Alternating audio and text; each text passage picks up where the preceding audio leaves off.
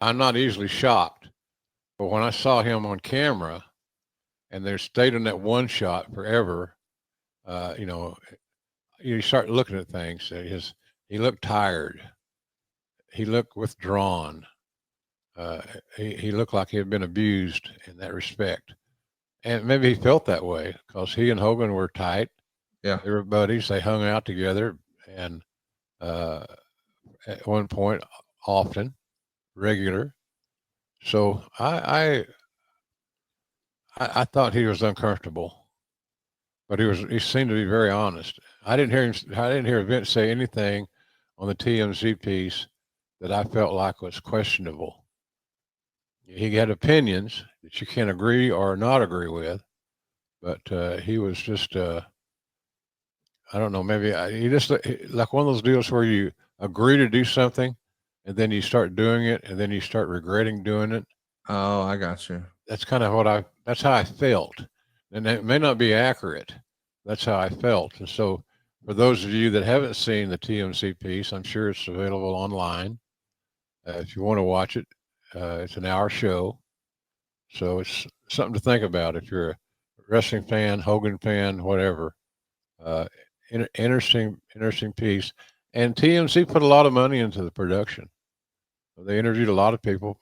Mark Henry was on it a lot. He was good because of the racial thing. Right. So that's why he was on. But it was an interesting little show, but basically a fluff piece on steroids.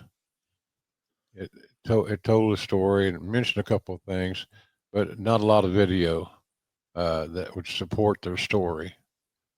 And certainly not. I didn't think it was all bullshit, but I thought it was going to be a lot stiffer, shall we say, than it was. I think Vince shared his genuine feelings. Look, there was and I talked about this, on our tribute show, a couple of days after he died, Hulk died. They had a very unique relationship and a complicated one, but Hulk really respected Vince, and regardless of whatever issues they may not have had throughout their rather roller coaster ride of a relationship, it was nonetheless a close relationship. And I was appreciative of the comments that Vince made on social media shortly after Hulk passed. And I think overall was very happy with the comments that he made. The one that stood out to me, and I think is the most honest reaction that I've heard from almost anybody, is that, Hulk said racist things, but he wasn't a racist. And I think if people really think about it, that probably applies to a lot of us at different times in our lives and in different situations. So I for one, was happy to see those comments, and I don't want to say impressed, but for lack of a better term, yeah, impressed. I wasn't around Hogan as much as a lot of people in wrestling that have been around as long as I have. We just weren't at the same place at the same time that Right. often and for that long. Pardon me. But I can concur. I never thought Hogan was a racist. Right. I really didn't. But I'm not defending him in that regard. But I didn't think he was ever a racist. And we've all said things in private or in our lifetime that we would like to recant. Oh, yeah. We all have, especially in a world like you're in or I'm in, where we're talking to the public a lot. You got to be careful what you say and how you say it and when you say it and all those things. So, but he was everywhere. And that's what surprised me the most, is that he got a lot of on-screen time. And you heard him talk in terms and topics that none of us, or many of you, haven't heard. I've heard them all. But I agree with Vince. Hogan was, in my view, was never a racist. Yeah, like I said, he may have said some racist things just out of ignorance and being, ubiquitous. But he was not I didn't ever think he was a racist. But that's just my take on it. Vince actually addressed some of the racist comments and the backlash that Hogan experienced as a result of that tape leaking. He said something like, "It was unforgivable," and I was like, "Fame." In the end, I think a big one. Statement like that, almost in defense of Hulk Hogan. Were you surprised on Vince's take on all this? Not really. Vince has softened up a little bit, but I was surprised that he was on camera so much, because whoever did his makeup should be fired. He just looked withdrawn and so old, and that's like the pot calling the kettle black, in my respect. So you can't stay young forever, and when you got a little bit of youth on your side, or good DNA, good genes, don't take that for granted. I can tell you that right now.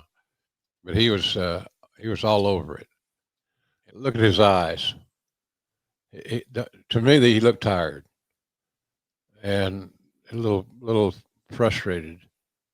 He looked good. I mean, his suit was custom made stuff, and he looked good in his attire.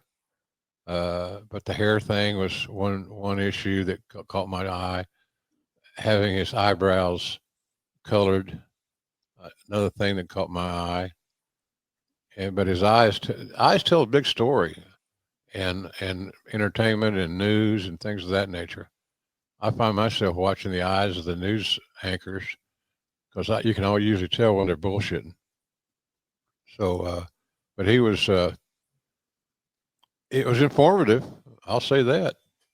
And I just was surprised that he allowed himself to be on camera that long and that much with that one single shot. And I'm sure it was, Vince, coming to the services. I'm sure that was not without a certain amount of anxiety and probably wondering how he would be received and what people would think of that. But he did it nonetheless, and I think he did a great job. Look, people can say whatever they want, because everybody's got their opinions, and everybody loves to hate on social media.